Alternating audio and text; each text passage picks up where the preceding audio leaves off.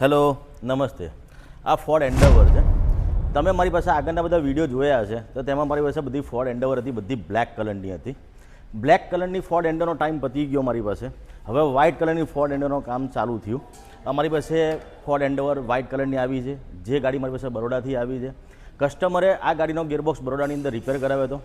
ગાડીની અંદર પ્રોબ્લેમ હતો કે ગાડી 1, 3, 5 અને 6 ગિયરમાં ગાડી જતી હતી વચ્ચેના બેકી સંખ્યાના ગિયરમાં ગાડી જતી નથી કસ્ટમરે ત્યાં ગિયરબોક્સ ચેન્જ કરાવ્યું કામ પણ ગાડીમાં રિઝલ્ટ મળ્યું નહીં એ પછી કસ્ટમરને બરોડાથી મારો નંબર મળ્યો અને કસ્ટમરે ટોઈંગ કરી ગાડી અમદાવાદ મારા વર્કશોપ પર મોકલી ગાડી મારી પાસે આવી ગઈ ગાડી મેં ડાયગ્નોસ કરી